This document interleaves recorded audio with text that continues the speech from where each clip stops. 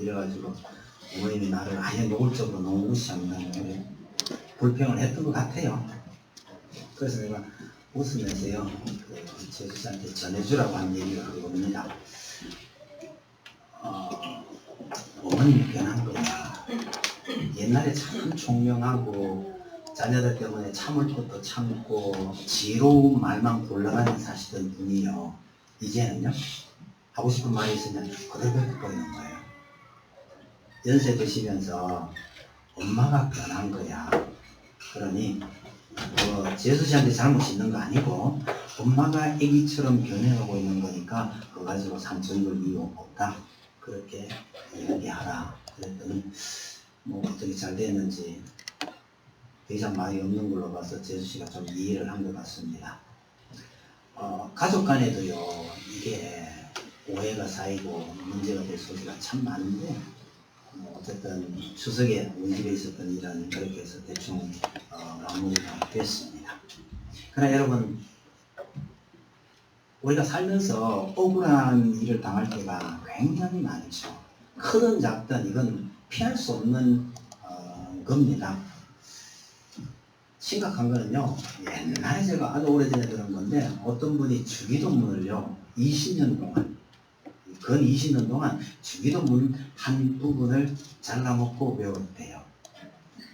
여러분, 예배 드릴 때마다 주기도문 외우잖아요. 근데 본인은 그 주기도문을 다 외울 수가 없었대요. 그래서 꼭 한 부분을 빼먹었다는 거예요. 어느 부분 빼먹었을까요? 네? 우리가 우리의 죄를 용서해 준 것 같이. 이건 외울 수가 없더래요. 왜요? 그 구절만 딱 보면요, 신이 하나가 보이는 거야. 다른 사람 죄는 다 용서해도 저 신이 저것만은 할 수가 없더라는 거예요. 그런데 주기도문은 외워야 되잖아. 아니, 용서해 주세요. 그것만 다 빼먹고 그 세월 20년 살았다고 고백을 하는 거예요. 그건 말이 쉬워서 그렇지 억울한데도 참고 그걸 용서한다는 거 참 쉽지 않습니다. 실제로 어려운 일이라는 겁니다. 근데 우리에게 이런 일이 닥쳤을 때에 예수님께서 어떻게 하라고 가르쳐 주셨는지 그걸 한번 살펴보려 합니다. 유대의 랍비들은요, 유대인들에게 3번까지는 용서해 주라고 가르쳤답니다. 여러분, 3번까지 참고 용서해 주는 것, 이것도 쉽지 않습니다. 이 만만히 볼 거 아닙니다. 길 가다가 네 차가 빵빵거려요. 여러분, 몇 번까지 참을 수 있습니까? 뭐 안 참는다고 해가지고 내려가 따지고 싸울 수는 없지만 한마디 안 하고 그냥 부숴 넘길 수 있는 거 몇 번까지 괜찮아요? 한 번만 빵빵거리면 뭐라 그래요? 왜 저래 이러잖아요. 또 2번 빵빵하면요. 여러분, 3번까지 가만히 들어주는 거 쉽지 않습니다. 애들 나갔으니까 합시다. 아들 뭐 좀 시키려고 불렀는데요. 이게 대답도 안 해. 몇 번까지 참을 수 있어요?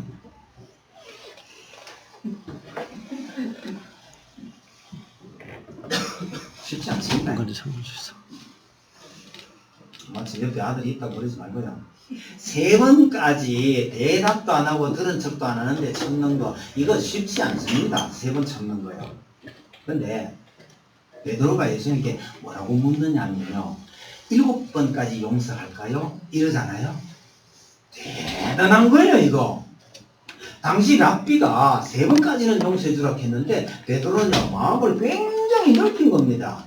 엄청나게 양보했어요. 예수님, 7번까지 용서하면 괜찮겠습니까? 그랬더니 예수님의 답변은요, 7번에 7번까지. 그럼 몇 번이죠? 그 계산한 사람 바보입니다. 너 7번까지 용서해주면 잘하는 거겠죠? 라고 생각하고 답변하는데, 야, 그거 70번이라도 더 해줘라. 이런 7번에 70번입니다. 그냥 70번이 아니에요. 야, 차라리 죽으라는 게 낫지. 그걸 어떻게 예수님 말씀대로 해요? 그럼 이게 횟수를 말하는 게 아닙니다. 헤아리지 말고 끝까지 용서하라는 뜻입니다. 7번에 70번까지 용서하려고 좋다. 예수님 말씀이니까 그래 한번 해보자. 이러려면 제일 문제가 뭘까요? 장부를 만들어야 되잖아요. 그거 해야 수 있겠어요? 그리고 아무리 예수님이시지만 어떻게 인간으로서 할 수 없는 이런 걸 가르치시느냐 그 말입니다. 여러분 이게 도무지 우리로서는 불가능한 일인지 아니면 할 수 있는 일인지 그 예수님의 말씀을 조금 더 귀 기울여야 할 필요가 있습니다. 예수님께서 어떤 이야기를 하나 해주셔요. 긴 얘기지만 워낙 간단하게 제가 추리겠습니다. 어떤 신하에게 1만 달란트의 빚을 탕감해 줬더니 이 신하가 나가다가 자기한테 100데나리온 빚진 자를 붙들어다가 그가 봐라 못 갚는다고요? 옥에 가둬버렸더라. 그 얘기입니다. 임금님이 그 얘기를 듣고 이 신하를 엄청 혼을 냈다는 이야기입니다. 예수님의 이 말씀을 이해하기 위해서 이 돈의 크기를 생각해 보아야 할 필요가 있습니다. 한 데나리온은 일반적으로 하루 품삯입니다. 아니, 하루 품삯. 요즘 여건 노동자들의 하루 품삯이 얼마죠, 대충? 요즘 세더라고요. 기술이 좀 있으면 아주 셉니다. 근데 일단 특별한 기술 없이 그냥 막노동하다시피 일하시는 분들이라고 생각해도 얼마인지 잘 모르겠네요. 얼마요? 10만원. 그러면 10만원이면 100데나리온이면 얼마죠? 쉬운데. 아니 한 데나리온이 10만원이면 100데나리온이면 1000만원인데 이거 아니에요. 간단한 건데. 달리 계산은 되면요, 100데나리온이니까 약 한 연봉의 3분의 1 정도. 그렇게 생각해도 좋고요. 연봉의 3분의 1로 계산하든지 하긴 10만원으로 계산하든지 계산해보면 대충 1000만원에서 한 1500만원 정도의 돈 값어치가 되는 걸로 보여집니다. 이 데나리온의 가치를 알만한 얘기가 하나 더 있는데요. 남자들만 한 5,000명 모였어요. 그 예수님께서 너희가 밥 줘라. 그랬더니 남자들 5,000명이니까 여자들하고 아이들까지 포함하면 추정 큰데요. 한 10,000명 잡아야 되지 않을까. 그럼 10,000명을 점심 한 끼 먹이려면 돈이 얼마 들까요? 식당밥 시켜 먹일 수는 없잖아요. 이런 건 정지상이 어디 가시나? 정리하기 빠르겠네요. 1인당 얼마 잡으면 돼가요? 뭐 빵이나 우유나 뭐 이런 먹이면 되잖아요. 10,000명에 3,000원이면요? 그건 3,000만원 나옵니다. 그 3,000만원을 제자들이 얼마나 했는지 기억나세요? 우리 계산으로 한 3,000만원 드는데요. 예수님께서 너희가 줘라. 이랬더니 제자가요. 돈이 얼마나 드는데요? 하는 게 있어요. 이거 얼마인지 기억나세요? 난 우리 교회는 이런 데 좀 그냥 터지면 좋겠다 싶은데 아쉽긴 하지만 이게 200데나리온입니다. 빌립이 그 얘기를 했어요. 너희가 줘라 이랬더니요. 예수님 돈 다 먹이려고 하면 200데나리온이 필요한데요. 그 200데나리온이 정기사님 계산에 나온 3,000만원하고 비슷하다고 보세요. 그러면 100데나리온이 얼마 나와요? 1,500만원 나오잖아요. 그러니까 이 100데나리온은 오늘날 10으로 계산하면 대충 한 1,000만원 내지 1,500만원 이 정도 사이가 된단 말이에요. 그러니까 이 신하가 받을 돈이 그 정도 돈인데 그거 안 갚는다고 감옥에 집어 넣었더라. 이런 이야기입니다. 그러면 1만 달란트를 생각해 봐야 되는데요. 1만 달란트는 너무 많아요. 우선 한 달란트부터. 이 한 달란트가 사실은 어마어마한 돈인데요. 요즘 그 교회에서 이 달란트라 그래도 우습게 여기는 것이 주일학교 교육 때문에 그래요. 여기에는 그런 거 없는데요. 주일학교 좀 하는 데 가면 전부 빠지지 않고 하는 달란트 시장이 있어요. 아이들이 저게 달란트를 모아가지고 주로 이제 교회에서 뭐 잘할 때 시상을 달란트로 하잖아요. 그죠? 이 달란트를 모아가지고 어떤 아이들은요, 50달란트, 100달란트 그래가지고 하는데, 달란트 시장을 잘해요. 포항에서는 조금 작았는데요. 제가 서울에 가서 보니까 달란트 시장이 어마어마해요. 어마어마한 선물들을 사다가 이걸 하는데 어마어마해요. 여하튼 그런데 뭐 아이들이 좀 열심히 교회 나가면 등록하면 10달란트 뭐 요절 외우고 헌금하면 몇 달란트 이래 주니까 뭐 100달란트 모으는 건 일도 아니에요. 근데 그러니까 달란트가 별로 뭐 그렇게 대단한 걸로 좀 생각이 안 되는데요. 여러분 달란트는 한 데나리온에 6,000배입니다. 6,000배가 감이 잘 안 오시죠? 이걸 연봉으로 계산하면요. 노동자의 몇 년 연봉인가요? 6,000 나누기 365, 뭐 이렇게 해야죠. 365로 나누는 게 아니고 보통 공휴일 좀 빼고 쉬는 날 빼고 하면 한 300으로 나눠야 되잖아요. 그러면 20년 나와요. 한 달란트는요. 노동자의 20년 연봉에 해당될 정도로 큰 돈입니다. 데나리온을 금으로 환산하면 보통 한 32kg 내지 34kg 정도. 금을 킬로그램으로 얘기하면 이거 말 되나요? 30 몇 킬로면요. 쇳덩이 30 몇 킬로만 해도 제법 큽니다. 어마어마한 돈이에요. 그게 한 달란트예요. 노동자가 평생 안 먹고 안 쓰고 버는 돈 꼬박꼬박 저축하면 평생에요. 아마 2달란트 내지 3달란트 정도 모을 수 있을 겁니다. 그러면 한 달란트가 요즘 돈으로 환산하면 이게 얼마쯤 될 것 같으세요?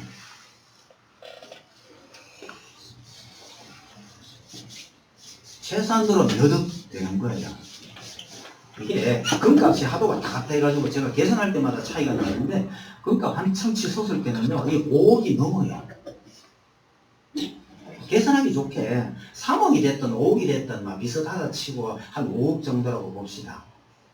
그러면 생각나는 게 있죠. 예수님의 비유 중에 달란트 비유란 게 있거든요. 어떤 주인이 멀리 가면서 어떤 종에게 5달란트도 맡기고 2달란트도 맡기고 1달란트도 맡겼는데 1달란트 맡은 종이요 이걸 땅속에 딱 묻어놓고 게으르게 있었단 말이에요. 우린 생각합니다. 아니 누구는 많이 주고 누구는 조금 줬으니까 뭐 그럴 수도 있잖아. 그런데 그 조금이 실제 조금이 아니에요. 지금 생각해보세요. 그게 3억 내지 5억이나 되는 돈이란 말이에요. 그걸 땅속에다가 가만 묻어놨다가 예수님은 주인한테 책망을 들었다. 책망을 들을 만큼 한 달란트라는 액수가 큰 겁니다. 그러니까 그 종이 야단 맞는 게 이해가 되죠.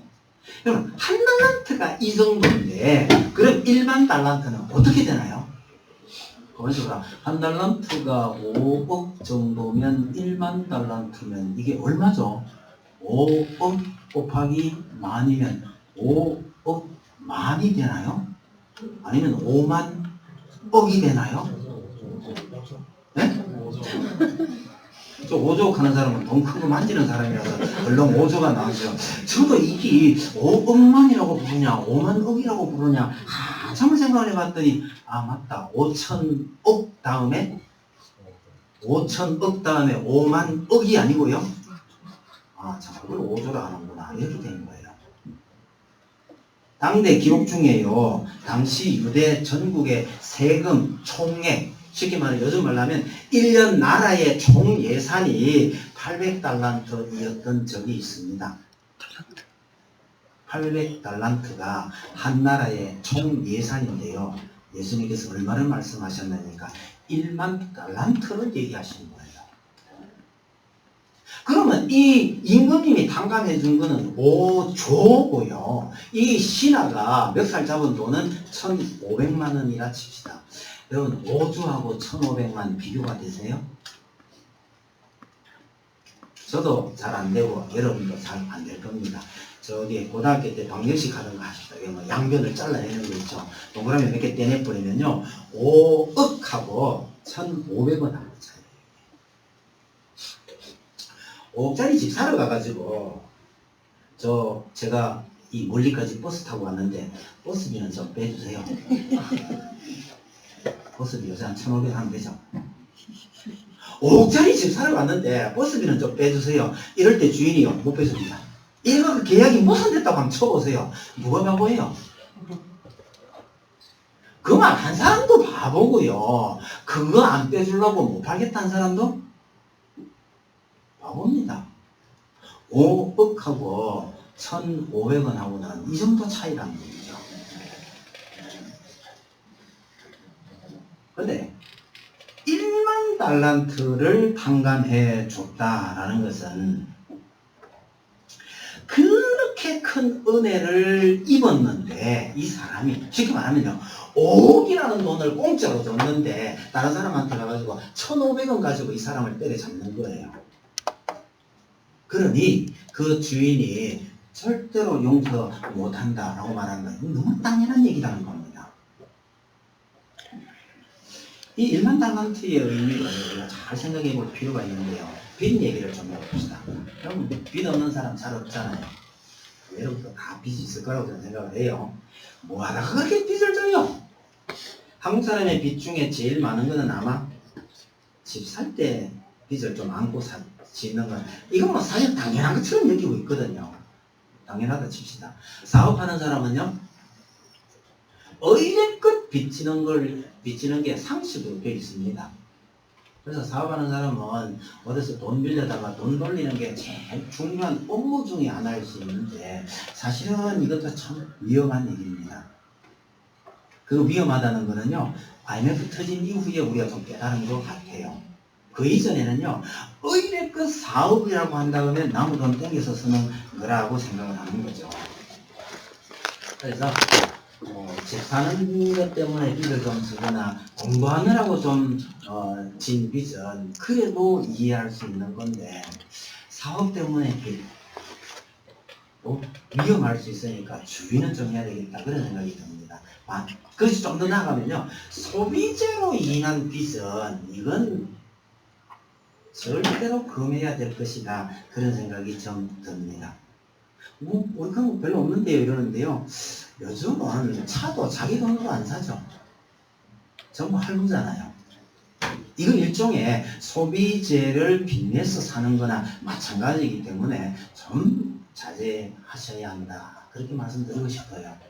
이걸 다른 말로 하면요 여러분 카드 함부로 긋지 마세요. 다 빚입니다.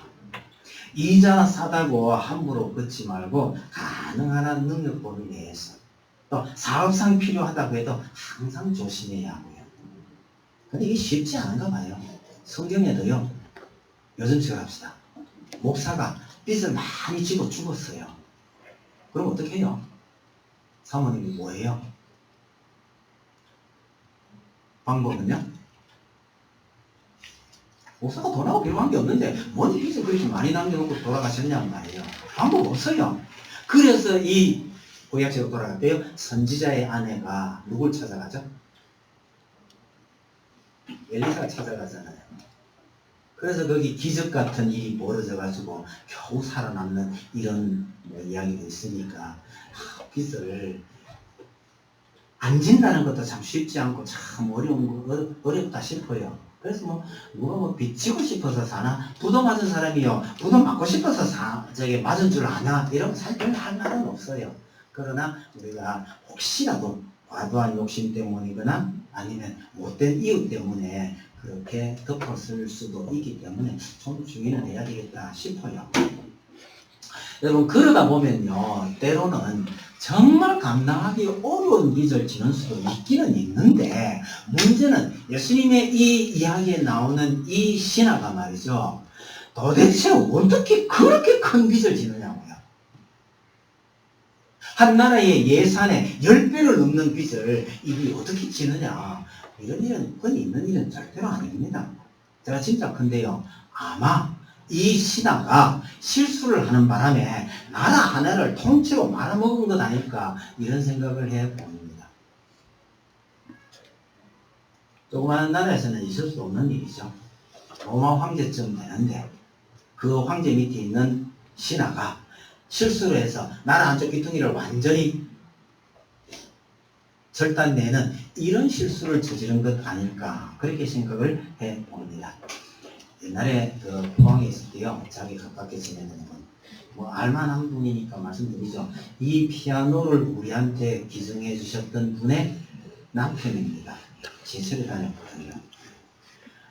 집에 와서 너무너무 힘든 티를 자꾸 내니까 부인이 물었대요. 여보, 무슨 일인데 그러노? 그랬더니 이 신랑 말이요. 니는 말해도 모른데 묻지도 마라 이러더랍니다. 부인이 좋은 말 했어요. 여러분 부부란 게 뭐고 고통도 함께 나누는 게 부부잖아. 그랬더니 이 신랑이 제발 좀 가만둬라. 니는 말해도 무슨 말인지 모른대 이러더랍니다. 나중에 제가 무슨 일인지 대충 물어봤더니요. 설명을 제가 들어도 구체적으로 이해는 잘 안 돼요. 그런데 제철 안에 큰 사고가 하나 터졌는데요. 이 사고로 해서 인해 가지고 손해본 액수가요 수십억이에요. 근데 이분이 그 일이 자기 직접 책임자는 아니었대요. 옆에 있었던 분인데 문제는요. 내가 좀 주의 깊게 저 문제를 봤더라면 이걸 사전에 막을 수 있었다는 거예요. 내가 조금만 주의했으면 이걸 막을 수 있었는데 내 일은 아니지만 옆에서 도우면서 조금만 부주의했더라면 저거 내가 막을 수 있었는데 그런데 이게 그렇게 터져버린 거예요. 그럼 그 아픔이라는 게 이해가 되겠습니까? 전 잘 모르겠어요.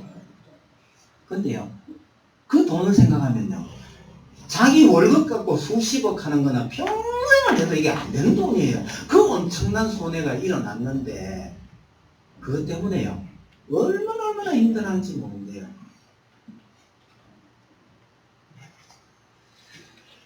이사람이 하나 더 할까요? 오래전에 미국의 우주왕복선 챌린저가 올라가다가 터져버렸어요. 나중에 원인을 찾아보니까 조그마한 링 하나가 잘못된 거예요. 여기 돈으로 치면 얼마 안 돼요. 그 조그마한 링 하나가 잘못돼가지고 우주왕복선이 터져버렸는데 그때 미국에 인재 7명이 죽었습니다. 그리고 경제적 손실, 그 왕복선 가격이요 5천억이 넘었답니다. 사람 7번 놔둡시다. 이것도 돈으로 환산할 수 없는 문제지만 말이 그렇지 5천억이 날아갔는데 문제는 조그마한 링 하나 때문이었다는 거죠. 이 링을 담당한 담당자가 이거 어떻게 되겠어요? 이거 물어내라 이러면요.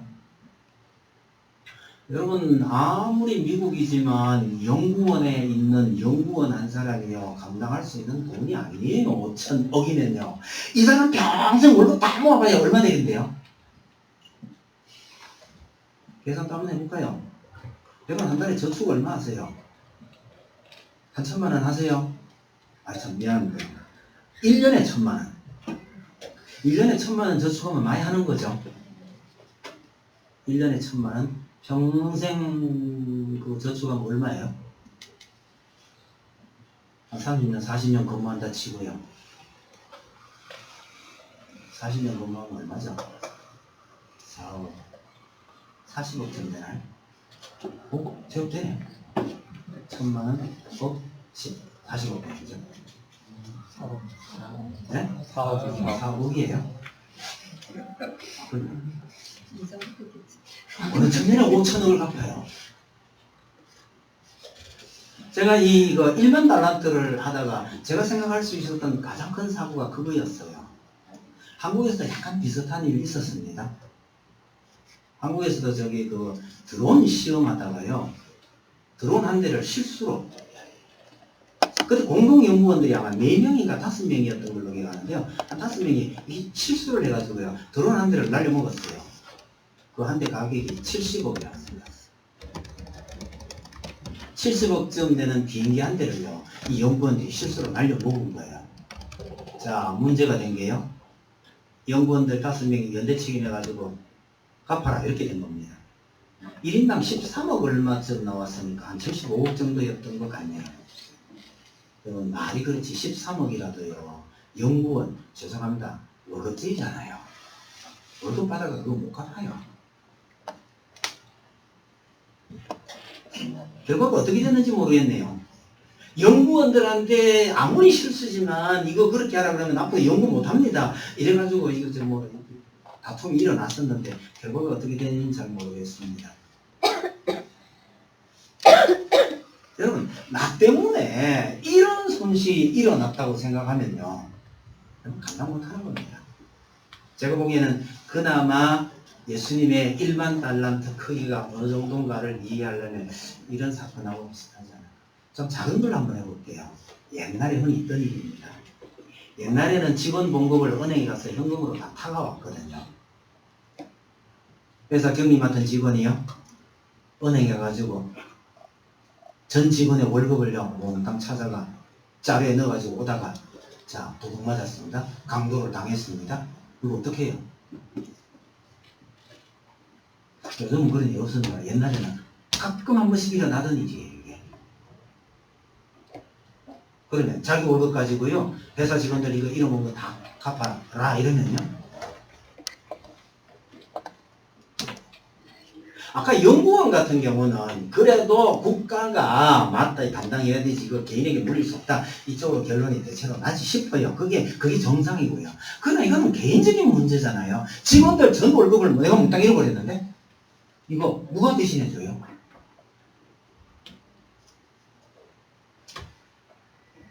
그래서 이혼하고 스스로 목숨을 끊고 하는 일들이 일어났었습니다. 실제로. 1만 달란트라는 이 액수가 정말 어마어마한 액수다라는 걸 제가 말씀을 드리고 싶고요. 또 하나 우리가 기억해야 될 건 뭐냐면 사람은 돈을 말할 때에 그 말하는 액수가요. 자기 수준하고 관계가 있어요. 아이들이 말하는 돈은 대체로 과자값이나 장난감 수준을 넘어가지 않습니다. 학교 선생님 월급요. 옛날 얘기할게요. 제가 군에 갔다 왔을 때 그 월급이 한 15만 원인가 17만 원 정도 됐던 걸로 기억하는데요. 이 돈이요. 진짜 적은 돈이었어요. 학교 선생님들이 술집에서 별로 환영 안 받던 시절에요. 왜 술집에서 환영을 못 받아요? 돈 벌는 것들이 와가지고 저런다고 팁업 받던 그 시절에요.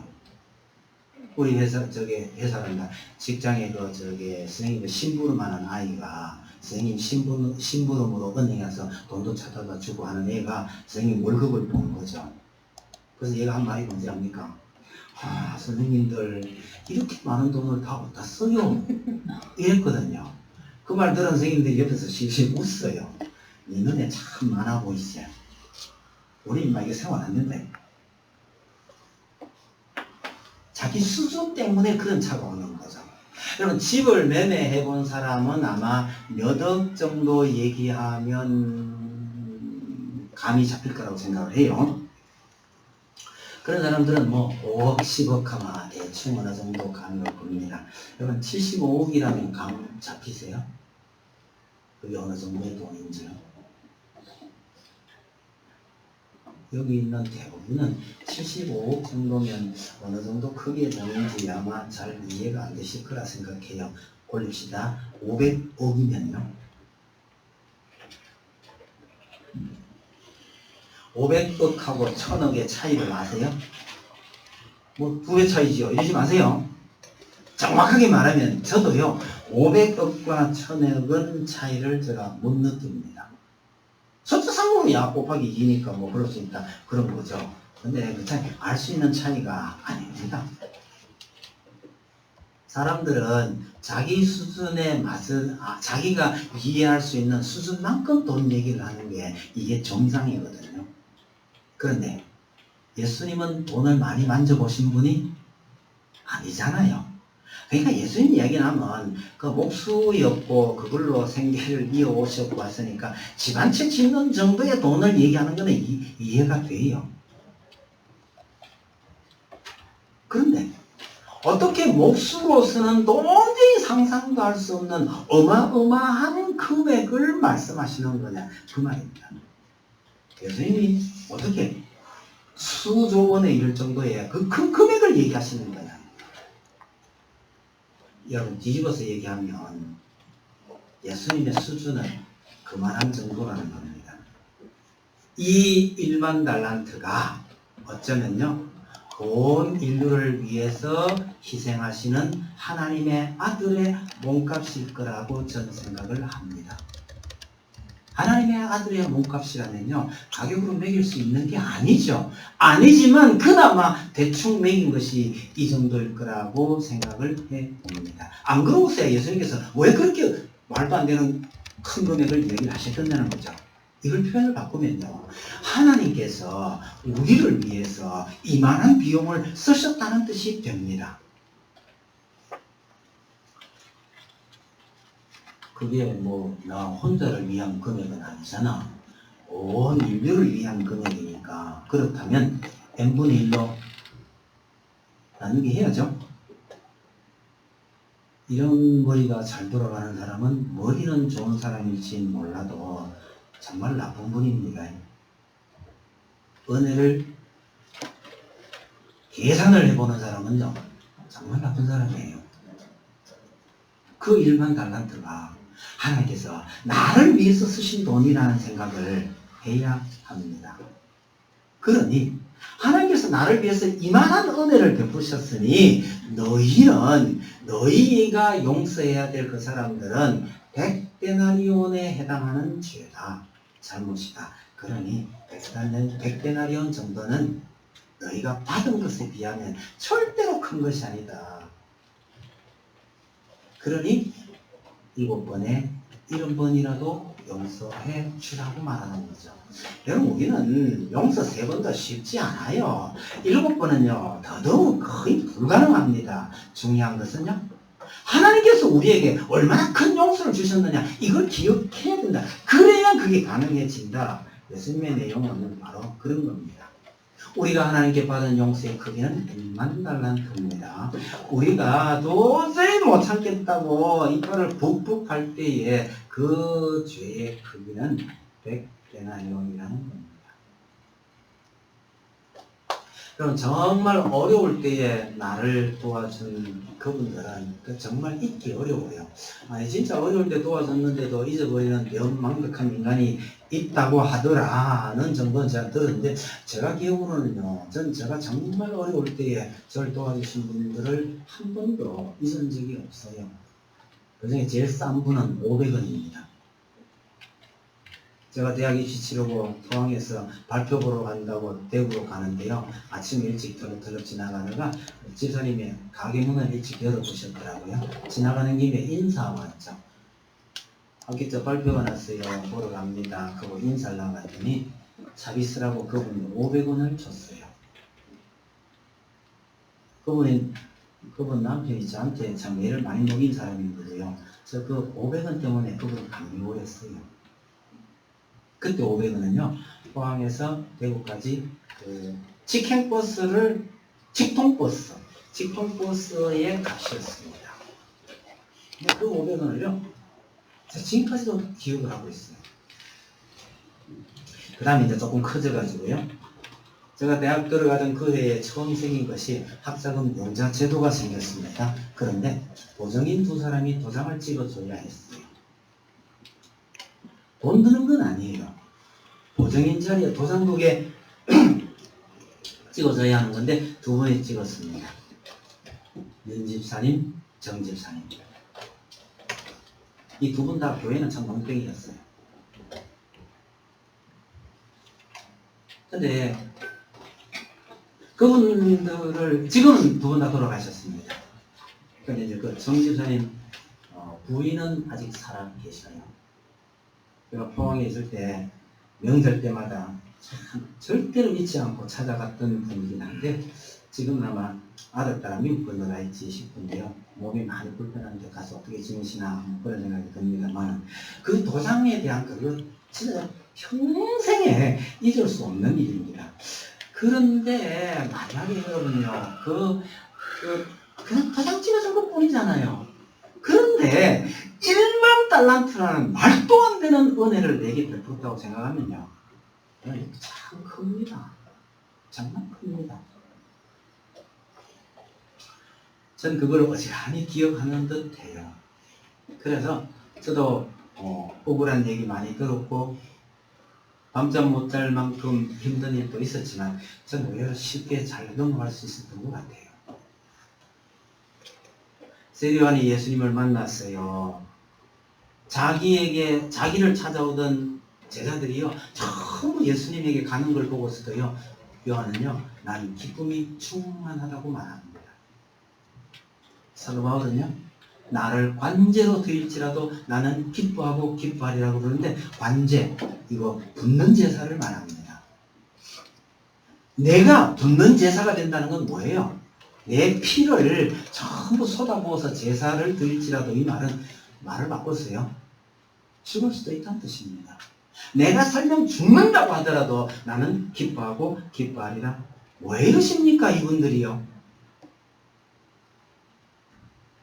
예수님으로 말미암은 그 은혜가 얼마나 크다는 걸 알기 때문에 그러는 것이죠. 여러분, 하나님께서 우리에게 베푸신 그 능력을 기억하는 것, 그 은혜를 기억하는 것, 이것이 우리의 능력이 됩니다. 그런 구속의 감격을 가지고 있는 사람이어야만 예수님께서 말씀하시는 대로 이렇게 형제를 용서할 수 있다는 겁니다. 보통 자식이 늦게 철들잖아, 그죠? 부모가 돌아가신 뒤에야 철드는 경우도 참 많아요. 왜 그렇게 늦게 철이 듭니까? 부모의 사랑을 깨닫는데 시간이 정말 많이 걸립니다. 깨닫고 보니까 내가 정말 효도해야 될 부모님은 안 계시더라. 여러분, 하나님의 이 사랑도 우리가 그렇게 절절히 깨닫기가 참 쉽지가 않습니다. 나중에 깨닫지 마시고요. 이거 일찍 깨달을수록 내가 행복합니다. 여러분들도 다 마찬가지겠지만 저는 정말 하나님의 사랑이 넘치는 그런 교회를 세우고 싶어요. 그런 마음 때문에 우리가 새로 교회를 시작했잖아요. 복음 때문에 세상 어디에서도 받을 수 없는 위로를 우리 가운데서 함께 나눌 수 있게 되기를 참 바랍니다. 그러나 이게 쉽지가 않아요. 제가 결혼할 때에 우리 처형이 안 믿는 집안에 다 둘이가 교회 나왔는데 우리 집사람의 그 언니가요, 참 진심으로 교회를 사랑하고 교회를 충성했던 분입니다. 그렇게 교회를 사랑하고 충성했던 그 언니가 동생 시집 가는데 잘 믿는 사람한테 시집을 가는 거예요. 뭐라고 당부했는지 압니까? 경이야, 너는 교회 너무 충성하지 마라. 이걸 당부한 겁니다.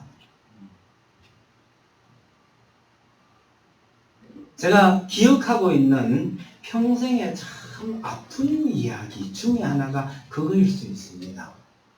무슨 뜻이죠? 자기는 정말 순수한 마음으로 교회에 충성했는데 그것 때문에 상처를 많이 받았다는 뜻입니다. 야간고등학교 다니면서요, 낮에 직장 다녔습니다. 그 돈 가지고요, 교회에 여기 꽃장식 하는 거요, 자기 혼자서 다 했어요. 옆에서 칭찬만 했을까요? 못된 소리 누군가가 했을까요?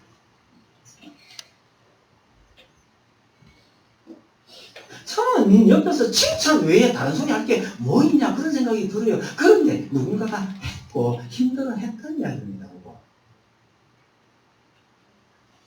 혹시 여러분 교회에 그냥 열심히 다니는 정도만 하고 너무 충성하지 마라, 이런 생각 가지고 교회를 출석하시지는 않는가요?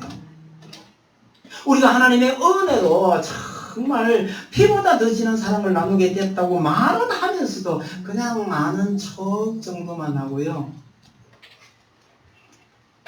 친한 척만 하고 있는 것 아닐까 한번 생각해 보셔요. 저는 이거 생각하면 너무너무 마음이 아파요. 친한 척하는 사이가 아니라 정말 친한 사이가 되기를 바랍니다. 그렇게 될 수 있는 유일한 비결은요, 우리가 하나님께 이만한 은혜, 1만 달란트에 해당하는 빚을 탕감받았다는 감격이 우리 속에 살아있지 않으면,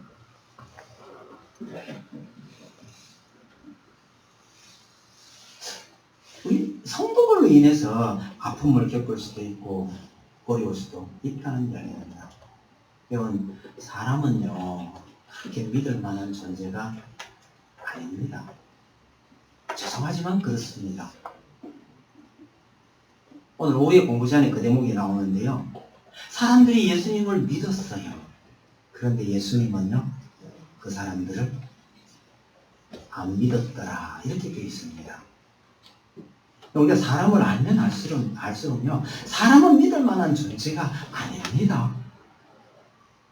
믿을 수 있다면요, 그 사람 속에 머물러 있는 하나님의 은혜, 그건 믿을 수 있어도 그 사람 자체는 참 믿을 수 있는 존재가 아니더라는 사실을 기억을 해두셔요. 저는 저 스스로 생각해도 소가지가 좁아가지고요, 상처를 사실은 잘 받아요. 자존심에 한번 상처를 입으면요, 잠이 잘 오지를 않아요. 그런데도요, 용서하는 것이 내가 사는 길이더라 라는 걸 일찍이 배웠습니다. 옛날 얘기입니다. 억울한 소리 들으면요, 따지고 싸워서 이깁니다.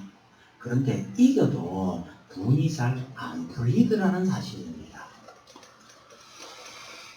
차라리 싸우지 않는 것만 못하더라는 거예요. 그런데 그렇다고 해서 무조건 용서하고 살란다 이러면요, 스트레스 견디기가 이게 어렵습니다. 쉽지 않습니다. 예수님의 설명은 간단합니다. 내가 받은 은혜가 얼마나 큰 것인지를 알아야만 다른 사람을 용서할 수 있다, 그 말씀이시거든요. 베드로가 7번 용서할까요? 대단한 겁니다. 근데 예수님 답변은요, 끝까지 용서해라, 해야지 말고. 그게 어떻게 가능합니까? 네가 받은 은혜가 얼마나 큰 것인지를 기억해야 한다, 그런 얘기죠. 여러분, 가장 행복했던 사람 바울도요, 근심, 걱정이 사실은 많았습니다. 고린도후서 11장에 보면요, 아직도 날마다 내 속에 눌리는 일이 있으니 곧 모든 교회를 위하여 염려하는 것이다.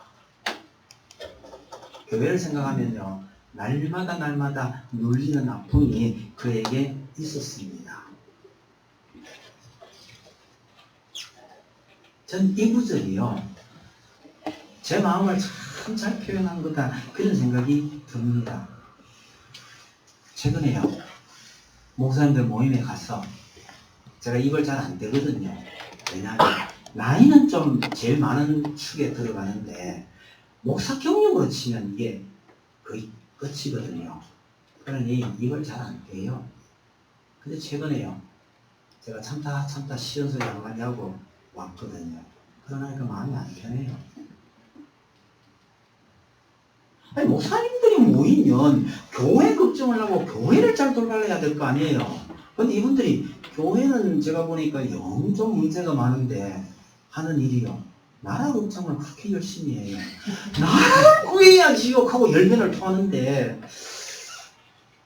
나라는 놔두고요, 교회를 좀 돌보시는 게 안 맞겠습니까? 제가 그런 취지로 보통을 한번 터뜨려서 그렇습니다.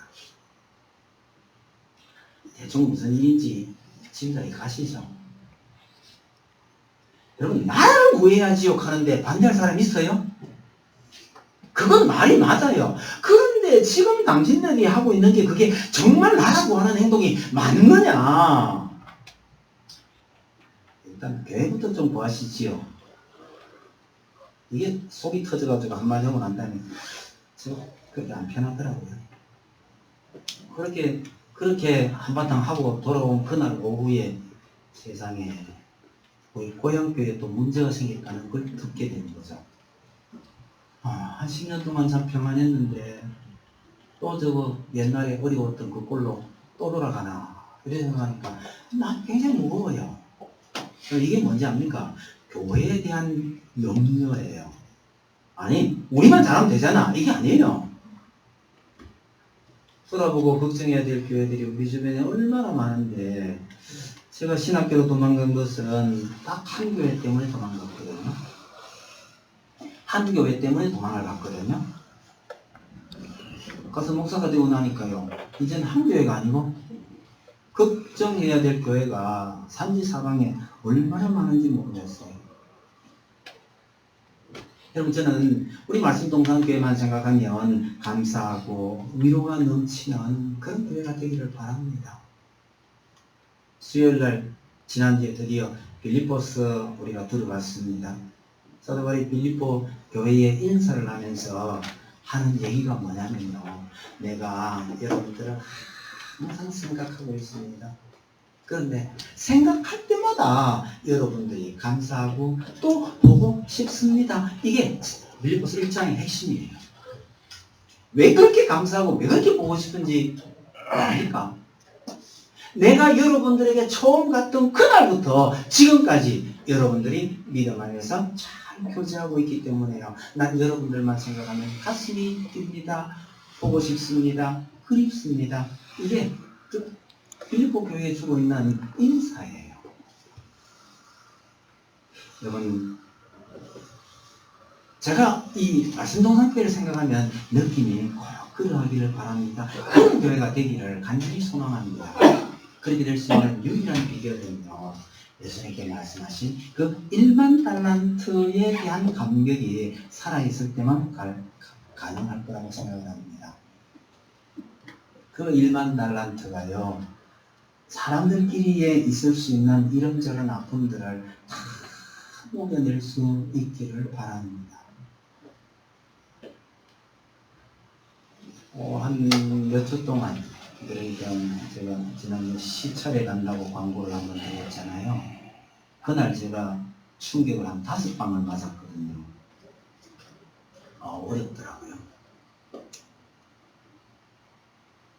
근데 이제 그 교회에 대한 염려. 사실은 제가 걱정할 게 요즘 사실 별로 없습니다. 우리 애들이 좀 애를 먹였는데 어느 정도 자리를 잡아가는 것 같고 우리 어머니가 너무너무 힘들어 하셨는데 어쨌든 엉뚱한 병원 갔다가 이 의사 선생님이 대충 희망을 좀 줬어요. 근데 전화를 걸어가 어머니 괜찮습니까? 하니까 야 아무 소용없다 이러고 있는데 뭐 어쨌거나 의사가 오락한 날이 지난 목요일이었으니까 제가 또 모시고 병원 갔는데요. 걷는 게 다르잖아요. 저는 휠체어 타고 갔다가 휠체어 타고 돌아오셨거든요. 근데 가만히 있어봐라 뚝 떨어지는 크로스가 있을 것 같더라가 그 부축해가지고 걸어서 가고 걸어서 돌아왔거든요. 물론 도중에 차에 갔지만. 그래서 제가요, 정말 잘 걷네. 확실히 다른 거 맞아요. 그런데도 있잖아요. 아프다, 소용없다 하는데 제가 희망이 좀 보입니다. 그래서 당분간은 한 번씩 또 병원 좀 다녀오고 좀 아프면 병원 가서 조사 하고 그러면 되잖아요. 그래서 걱정이 조금 덜어진 상태입니다. 솔직히 말씀드렸어요. 제가 걱정이 별로 있을 게 없는 사람입니다. 저 역시도요, 저를 가장 힘들게 하는 것이 이 교회에 대한 염려. 한국교회 전체를 제가 염려할 것까지는 없잖아, 그죠? 우리 교회만 잘 가면 하는데 그게 잘 안 되나 봐요. 요즘 제가 제일 힘든 거는 나라를 구해야지요 하는 옆에 있는 목사님들 때문에. 이 말이 들어가면 요걸 얼마나 얻어먹을지 모르는데요. 솔직히 저는요, 나라 안 구하는 사람 돼버렸어요. 여러분들 나라를 구하기 위해서 요즘 애를 많이 쓰고 계십니까?